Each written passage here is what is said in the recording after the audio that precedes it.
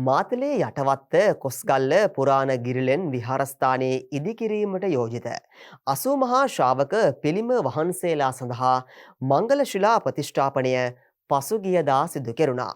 ඒ යෙදී තිබූ සුබ මොහොතින් මෙම 80 මහා ශ්‍රාවක ප්‍රතිමා වහන්සේලා ඉදිකෙරෙන්නේ මාතලේ යටවත්ත කොස්ගල්ල පුරාණ විහාරාධිකාරී පූජ්‍යපාද යටවත්තේ බුද්ධ වංශ ස්වාමීන්ද්‍රයන් වහන්සේගේ අනුශාසකත්වයෙන් සහ විහාරස්ථ දායක පිරිසගේ මූල්‍ය හා ශ්‍රමදායකත්වයෙන් පුණ්‍යෝත්සවය පැවැත්වුණේ මහා විහාර වංශික ශ්‍රී ලංකා අමරපුර මහානිකායේ ශ්‍රී සුමන පාර්ශවයේ මධ්‍යම පළාතේ ප්‍රධාන අධිකරණ සංඝනායක අලකොළමඩ ධම්මාධාර පරිවේනාධිපති දිවිල්ල ශ්‍රී ධර්මවර්ධනාරාමය ඇතුළු විහාරකණේ විහාරාධිපති පූජ්‍යපාද ගලලියද්දේ අරියවංශ නායක ස්වාමීන් වහන්සේගේ ප්‍රධානත්වයෙන් ගරුතර මහා සංඝරත්නයේ ප්‍රමුඛව යටවත්ත ප්‍රාදේශීය ලේකම් මාධවී හිතකොඩ යටවත්ත ප්‍රජාපොලිස් ස්ථානාධිපති ජී.ජී.වී. සේනාරත්න යටවත්ත ප්‍රාදේශීය සභාවේ සභාපති යූ.ජී. ෆොන්සේකා යන මහත්ම මහත්මීන් ඇතුළු සැදැහැවතුන් පිරිසක් පුණ්‍යෝත්සවය සමගින් එක්ව සිටියා.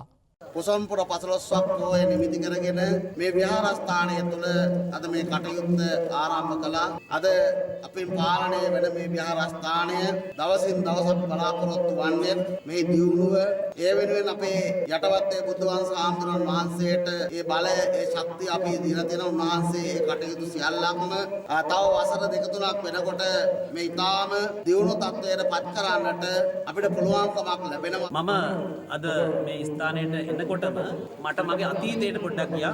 හැබැයි අද වෙන විට මේ ස්ථානය යටවත්තේ තියෙන සුන්දර භෞතික පිහිටීමක් සහිත ඊටාම දැකුම් කළු මනරම් පූජනීය ස්ථානයක් බවට පත් වෙලා තියෙන බව මම ඊටාම හැඟුම්බරව බුද්ධාලම්බන ප්‍රීතියෙන් යුතු මේ අවස්ථාවේදී ප්‍රකාශ කරන්න ඕනේ.